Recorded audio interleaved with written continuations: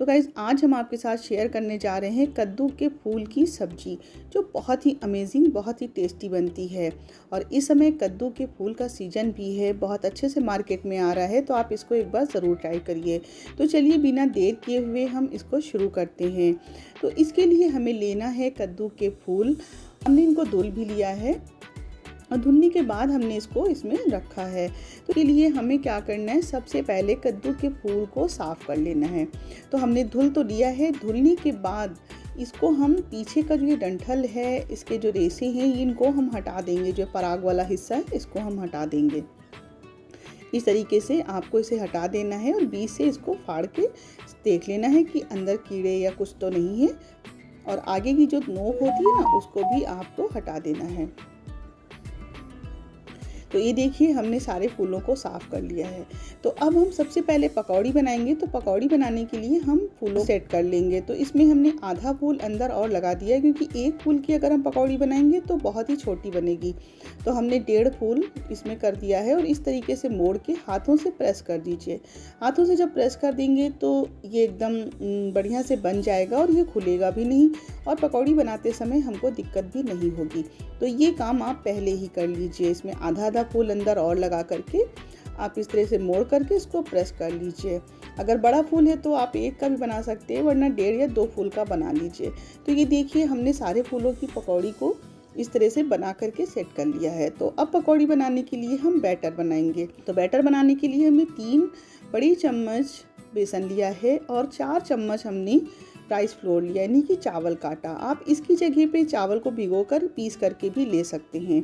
तो इस 1/2 टीस्पून लाल मिर्च डाल दिए, 1/2 टीस्पून हल्दी पाउडर, 1 टीस्पून नमक और आधा टीस्पून इसमें हमने गरम मसाला डाल दिया है। अब पानी डाल करके इसका हम बैटर तैयार कर लेंगे। ये देखिए बैटर बन करके तैयार हो गया है और ऑयल हमने कढ़ाई में पहले ही गरम करने के लिए चढ़ा दिया था। तो बस बैटर में इस तरह से फूलों को डिप करके इसकी हमें पकौड़ी बना लेनी है।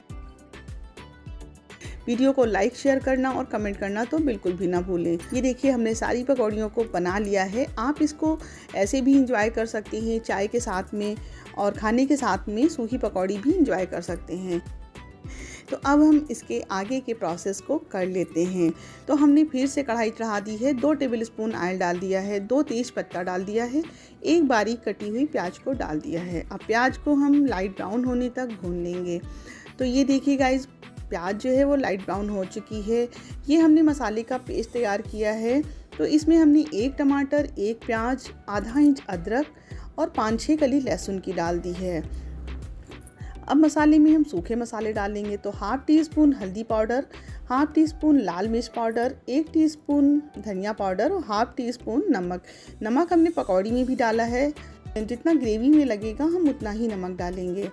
तो मसाले हमारे अच्छे से भुन गए हैं और देखिए ऑयल बीच में आ गया है। तो हम एक चीज़ डालना पहले भूल गए थे, तो वो हम अब डाल रहे हैं। तो ये कलर अच्छा है सब्जी में, उसके लिए हमने ये थोड़ी सी रतन जोत ली है। तो जिस जगह पे आप कश्मीरी मिर्च का प्रयोग करते हैं उसकी जगह पे ये रतन जोत डाली जाती है। तो रतन जोत डालने से सब्जी का कलर जो है बहुत अच्छा आता है, क्योंकि कश्मीरी मिर्च जो होती है उसमें काफ़ी सिंथेटिक कलर भी मिला करके बनाते हैं, नुकसान करती है हमारी सेहत के लिए। लेकिन रतन जोत हमारी सेहत के लिए बिल्कुल भी नुकसान नहीं करती है। तो देखिए बढ़िया से कलर मसाले में आ गया है, अच्छे से भुन गए हैं। तो अब इसमें हम पानी डाल देते हैं। तो हमने 2 कप पानी डाल दिया है और पानी डालने के बाद हमने 1/2 टीस्पून गरम मसाला डाल दिया है। तो अब इसमें हम एक सीक्रेट चीज़ डालेंगे, वो है 1 चम्मच चावल का आटा। चावल का आटा डाल देने से हमारी जो सब्जी की ग्रेवी होगी वो बहुत ही अच्छी लटपटी सी बनेगी।